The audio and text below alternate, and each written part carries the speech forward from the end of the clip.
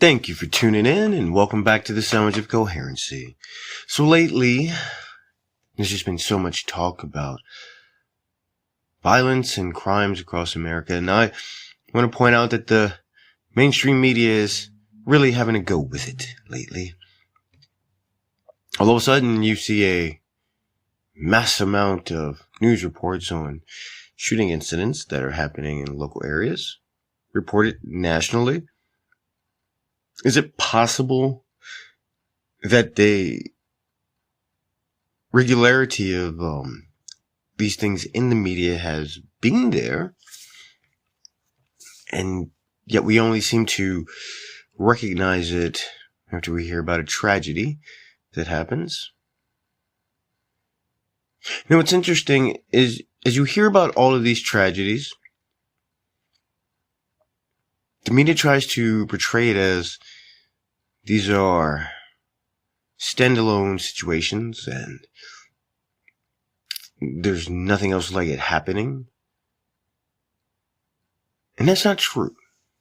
See, these situations happen, but they don't report on the ones where lives are saved. No, not as often. And it happens, well, if you believe it's the federal statistics behind it, which oddly people do when it's convenient, so they probably won't like the idea of this, is that depending on the year, it ranges from 500,000 to up to 2.5, 3 million incidents a year of people's lives being saved because they possess firearms. And many of them don't actually end with a shot being fired. The idea of getting blasted whilst committing a crime tends to lower the chances of the crime happening when that's on the table. But when criminals know that citizens are unarmed and they don't have a means to be able to protect themselves in a fashion that would be, conducive to saving a life, criminals attack. And people have this idea in their mind that if you take away guns from law-abiding citizens, those who possess them for years and have somehow been sane enough to manage to not fire them at people, yes, the idea is if you take the weapons away from them, then the criminals will give theirs up, or they'll just stop having them. It's like they want you to believe this idea that, well, the only reason criminals come into your house armed is because you are armed. Yes, they come in armed with the intent of harming you. And it's wild that the first thing that happens every time there's a tragedy is not to, can we do more about mental health? Can we do more about following up on these people when they are reported to the authorities, either on the state and local level or at the federal level? Because time and time again, many of these people, they were known to the authorities. They were known to the FBI. They talked to them. They took them into custody, released them 36 hours later, and tragedy happens.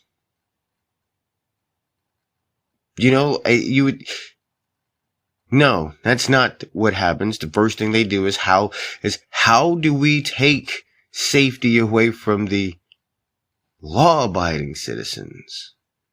See, they lump you into the same category as the person who goes across state lines, buys a gun illegally, comes back to their own state and commits a crime with it. You that went through the process of doing it legally, well, you get lumped into the same category as them. But they won't apply that to any other thing, especially to themselves, especially when it comes to their own failures. And it's interesting because these are the people, again, that are telling you we can keep you safe. And understand that they keep saying assault weapons. We have to get rid of these assault weapons. Any weapon can be an assault weapon if you assault somebody. Like, seriously, when you pick up a rock and you hit if you pick up a rock with the intent of harming people with it, it is now a weapon. If you assault somebody with a rock, it is an assault weapon. So, same thing goes with a knife, a car, or literally basically anything. So, I say if they want to ban assault weapons, we should ban everything. Anything that could potentially be used as a weapon as a weapon by somebody, we should ban it. Wow, this is slowly reaching a whole Isaac Asimov rules of robotics and the problem with humanity being the threat to itself, so it must be contained. Because those that call themselves the ones that are going to save you, those sanctimonious fucks, are the worst ones. And again, I say this many times, but just keep in mind all the regular people as you sit back and listen to them espouse all this nonsense that they tell you, these rules and ideals that you must live by, these communistic, socialistic standards that they want to apply to you, these methods of disarming you and making you unsafe in order to feel safe. But the person feeling safe is not you, it's them, because then you are no longer a threat to those in power. But just remember that as they tell you to give up all these things and change your life and all this, they will not give up theirs. Those that are in the position to make these decisions and rules for your life don't give up theirs. You are to give up yours. And they want you to give up yours because the less you have, the less power you have. And the less power you have, the less control you have over your own destiny. The power belongs to them, and the control of your destiny belongs to them. And once you give it to them, they will not give it up. So let's just go ahead and jump right into this little section with Senator Ted Cruz, as he speaks on left-wing terrorism, which was ignored by Democrats in charge and has been ignored for years, all the way back since 2013 with the inception of the Black Lives Matter movement. Cruz. Thank you, Mr. Chairman. Thank you to each of the witnesses here today. You know, there ought to be at least 3 propositions on which all of us can agree. Number 1, violent crime is always unacceptable and should be punished severely. Number 2, hate is wrong. And number 3, the machinery of the federal government should not be used as a tool to target and persecute your political opponents. All 3 of those propositions should be ideas that bring us together regardless of where you fall on the political spectrum. Unfortunately, we see over and over again efforts to politicize acts of violence. When it comes to white supremacy, when it comes to vicious hate groups like the Klan or the Nazi Party, in my view, they are unequivocally hateful, bigoted, racist morons who should be denounced and despised. I do think my colleagues on the Democratic side of the aisle try very hard to erase the history of the Klan. And he goes on with that to explain, How it was started by Democrats, founded by Democrats. Those are the same people that wrote, those Jim Crow laws. Same party that was responsible for segregation. Same party that was responsible for keeping African Americans from being able to vote for the longest time.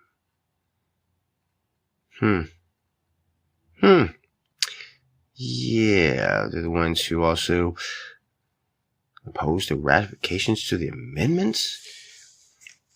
They opposed the freeing of the slaves. I mean, it's really dark history they want you to forget about. Remember, as they talk about Black History Month each year and all that other nonsense and stuff to try and make people very divided from each other. Let's be honest. Something that was meant as an idea to help educate and bring people together has been turned into this ideology of weaponization to divide people. And yes, that seemed a little aloof and made no sense, but I said it anyway. But let's continue, because there's more to this that he has to say. Well, all right. And I also think today's congressional Democrats try to use the charge of white supremacy, which is undoubtedly evil, bigoted, and wrong, and weaponized by their own party. They try to use that as a proxy for attacking a political party they disagree with. And they do so by diminishing anti-Jewish violence, anti-Asian violence, violence directed at white people, violence directed at police. My view is simple. Violence is always wrong. Whatever your ideology, left wing, right wing, no wings. If you are seeking to hurt people, it is wrong.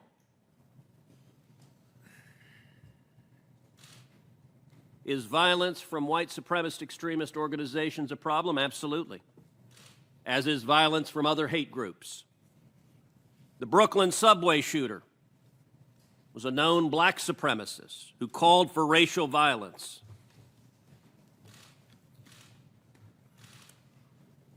The Waukesha attacker who murdered 6 people driving an SUV into a Christmas parade was a viciously left-wing black nationalist bigot. 2016, another black nationalist gunned down 5 police officers in Dallas. I was there with President Obama at the funeral for those police officers. He did so on explicitly racial grounds. In 2019, 2 anti-Semitic domestic terrorists gunned down 4 people in a kosher grocery store. San Francisco in the past year has seen a 567% increase in anti-Asian violence. Anti-Jewish hate crimes in New York City are up 148% in the first quarter of 2022 compared to the first quarter of 2021.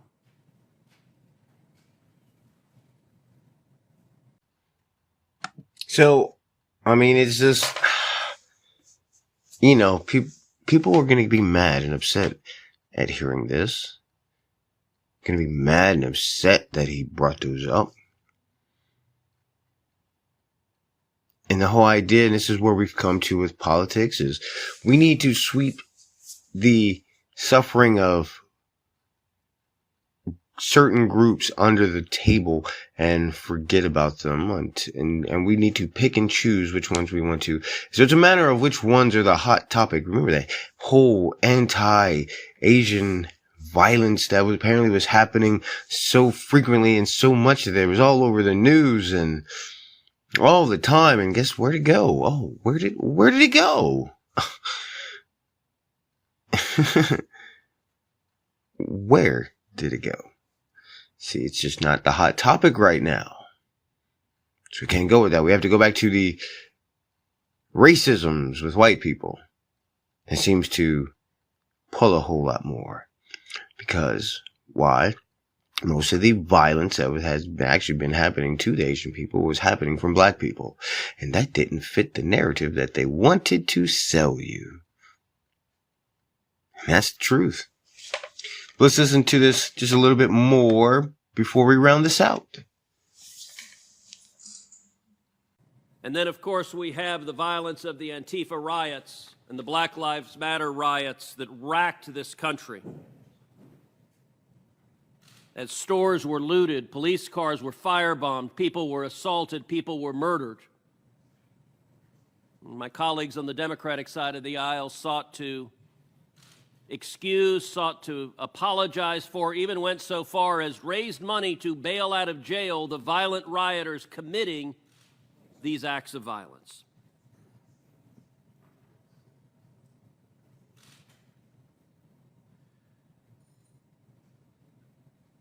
When it comes to violence, the Department of Justice should not treat it as an excuse simply to target the political opponents of whatever administration is in power, Republican or Democrat, but instead, violent crime should be prosecuted vigorously across the board to keep people safe. Exactly. I just had to stop it right there for a second because he makes a good point with that. Mr. Herdman, you personally prosecuted the anarchist bridge bombers, 5 left-wing extremists who broke off of the Occupy protests and plotted to bomb a bridge in the Cleveland area. Is that correct? Yes, Senator. Can you describe that case and what you encountered there? Well, it was an evolving threat picture. There were a number of different attacks that were contemplated as I spoke to in my written testimony. There were discussions about going to Chicago and engaging in attacks on NATO or G8 summit that was held that year. They also discussed attacks in Tampa with the Republican National Convention being held there that year, and ultimately settled on a bridge in the Cuyahoga Valley National Park. So yeah, let's just not pretend like the left was all peaceful this whole time throughout all that. They don't want you to understand that part was happening. And again, they don't want you to understand the part that during the whole violence that's been happening since 2020, that ran into 21, 22, Democrats, not just regular citizens, but politicians and such, even actors included, were, paying to get these people out of office. Starting fun, not out of office, but out of jail. Oh my gosh. And setting up bail funds. And that's the reality. And yay for Johnny Depp, in his case with Amber Heard, but people forget that he was on stage, live and in charge, as, he wasn't joking, but the point was there when he was making statements about when was the last time somebody attempted to assassinate a president. We all know he was going with that. Same thing with Madonna, But because the president was Trump, it was okay. Why? Because that's who they don't like. See, that's how the left works. If they don't like your guy, it's okay to say the most hateful, evil, and even threaten them. But if it's their guy, you have to be kind and forgiving. He's not that bad. It's nonsense. It's nonsense. But again, remember, these are the people that are saying they're going to protect you. They've basically, by stating that they want to expand the Supreme Court if they don't get their way, abolish the filibuster if they do not get their way, they're basically telling you, we will change the rules every time we need to ensure that we always win. And you should keep that in mind when you think about the last election and the midterms coming up and the presidential election coming up. Just keep in mind that they've openly basically stated with those statements they're willing to change the rules and the laws to ensure that they get their way. Do not forget that. Because in the end, they're going, in the end, if you forget, then yes. And if they know that the people aren't paying attention to it, then they are very likely to do it. Let's be honest, ever since they came in, the Democrats to control, they stated that they were on a warpath to try and get Republicans removed from office. They've been trying to get them kicked out of Congress, out of the Senate, and not just the ones that the media throws at you on television, but no, many others. And they're trying to attempt to keep them from being able to run for office. Almost 150 of them. That should concern you. It should absolutely concern you. So let's think about that rolling up into these November elections. Keep your heads held high. Remember that life is wonderful. And despite what they do, they don't control you. And you always have your God-given rights that you were born with. But I hope you enjoyed this episode, and I thank you for listening in. Feel free to support the channel by sharing, and subscribing. And thank you for tuning in. And we'll catch you next time.